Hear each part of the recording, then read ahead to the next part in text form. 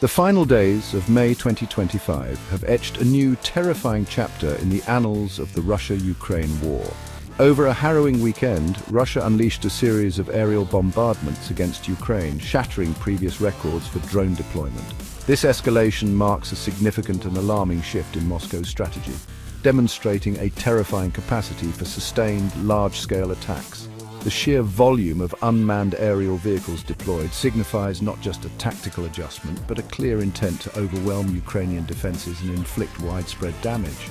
This relentless aerial onslaught has plunged Ukrainian cities into renewed states of fear and uncertainty, pushing civilian resilience to its limits. The statistics paint a grim picture of this intensified aggression. According to Yuri Inat, the head of the Ukrainian Air Force's Communications Department, the night of Sunday, May 25th into Monday, May 26th, 2025, saw Russia launch its single largest drone attack of the more than 3-year war. An astonishing 355 drones were reportedly directed at Ukrainian targets.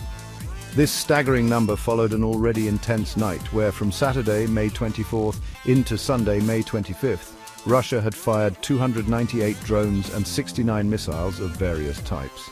Ukrainian officials described this earlier barrage as the largest combined aerial assault they had witnessed since the conflict began, highlighting the rapidly escalating nature of these attacks. The cumulative effect of these attacks over a concentrated period is deeply concerning. From Friday, May 23rd to Sunday, May 25th, 2025, it is estimated that Russia launched approximately 900 drones towards Ukraine. This sustained aerial campaign suggests a deliberate strategy to deplete Ukraine's air defense resources and to terrorize the civilian population. The choice of drones, often harder to detect and intercept than conventional missiles, points to a calculated approach to maximize impact while potentially conserving more expensive and sophisticated weaponry. The psychological toll of such constant threats from above cannot be overstated, impacting daily life and national morale. This recent surge in aerial bombardments is not an isolated spike, but rather a new peak in a pattern of increasing intensity.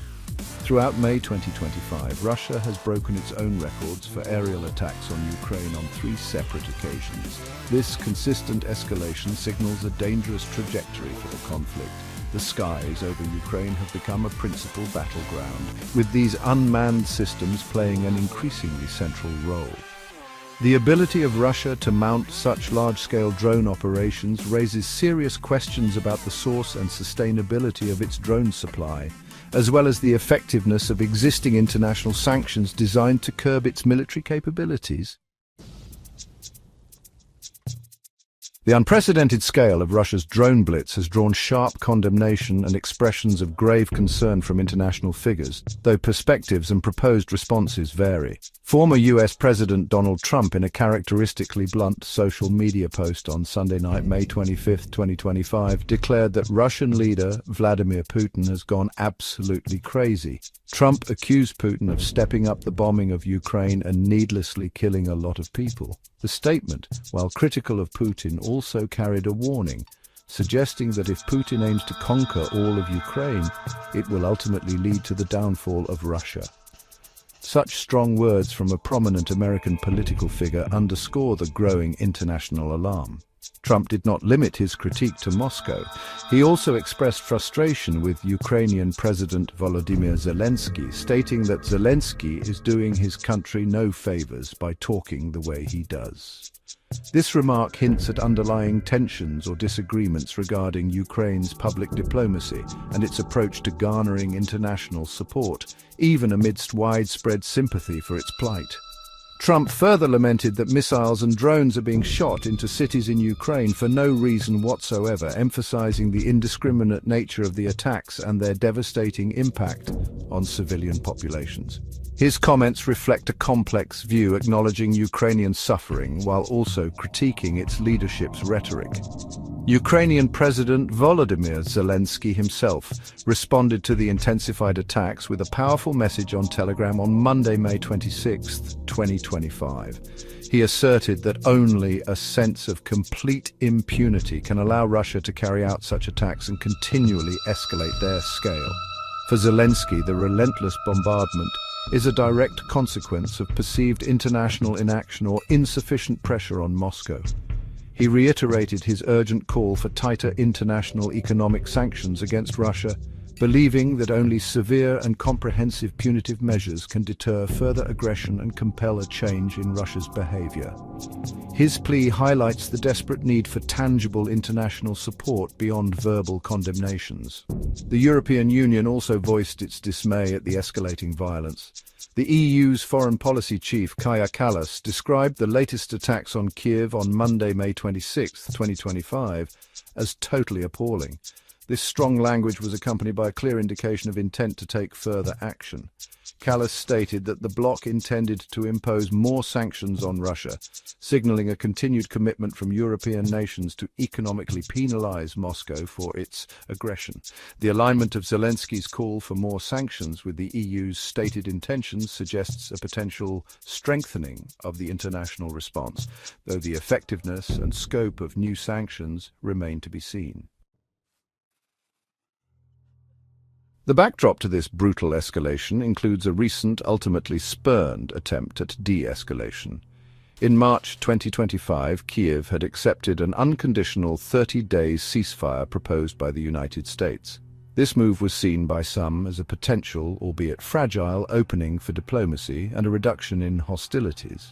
However, Moscow effectively rejected this proposal, and the subsequent weeks have instead witnessed a dramatic increase in Russian military activity, culminating in these record-breaking drone attacks. The failure of this ceasefire initiative underscores the immense difficulty in finding common ground and the deep-seated mistrust that pervades the conflict, making peaceful resolutions increasingly elusive. The Kremlin, for its part, has offered its own narrative for the intensified attacks. Kremlin spokesman Dmitry Peskov stated that President Putin makes decisions deemed necessary for Russia's security. He framed the recent bombardments as Moscow's response to deep strikes allegedly carried out by Ukraine. This justification, common in Russia's wartime rhetoric, seeks to portray its actions as retaliatory rather than purely aggressive. Peskov also added a somewhat contradictory note, stating that Russia is grateful for American peace efforts, including the first direct peace talks in 3 years, and that ongoing negotiations are at a decisive moment. This suggests a complex diplomatic dance where military escalation occurs alongside purported openness to negotiation. The historical context of drone warfare in this conflict is crucial to understanding the current situation. From the early stages of the war, both sides have utilized drones for reconnaissance, targeting, and direct attack. However, the scale and sophistication of drone use have evolved significantly. Russia, in particular, has increasingly relied on imported and domestically produced attack drones like the Shahed-type UAVs to strike targets deep within Ukrainian territory, often overwhelming air defenses through sheer numbers.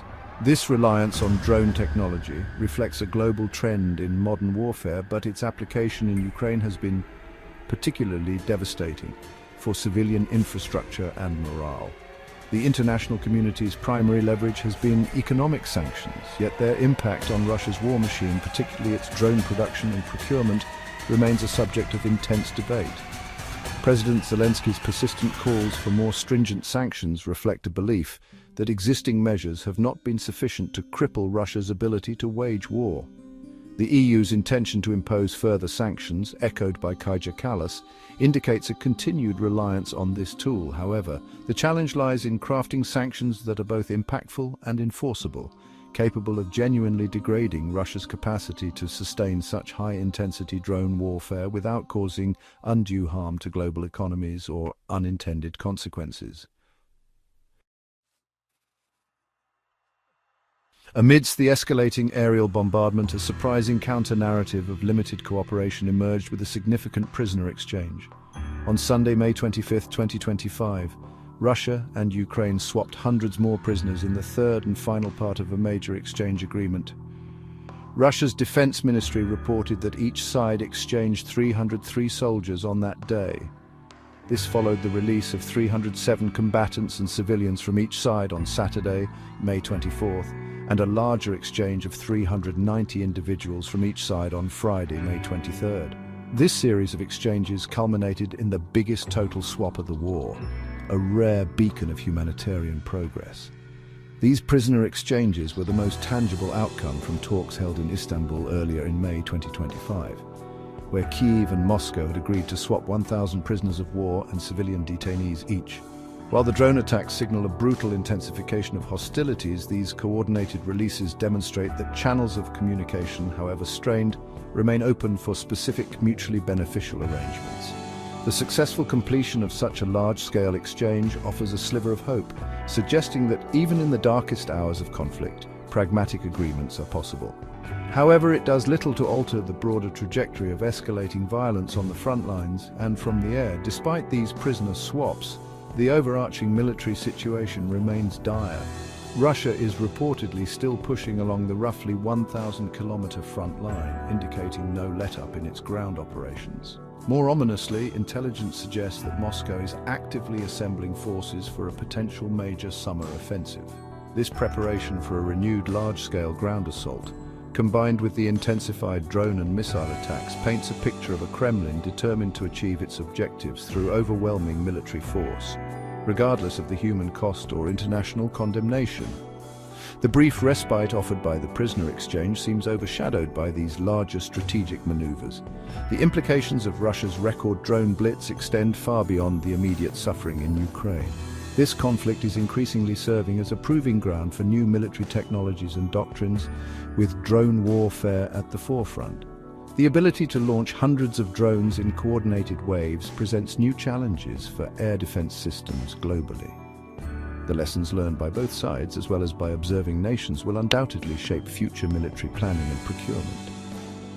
The sheer scale of these attacks underscores a new era of remote warfare, where swarms of relatively inexpensive unmanned systems can be used to inflict significant damage, terrorize populations, and attempt to achieve strategic objectives, setting a grim precedent for conflicts to come.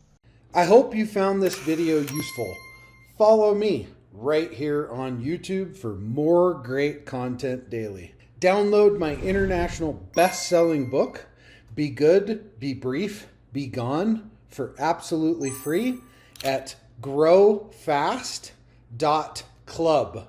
I say again, download my book at growfast.club for all of my 7-figure growth hacks. Get your copy now while it's still free.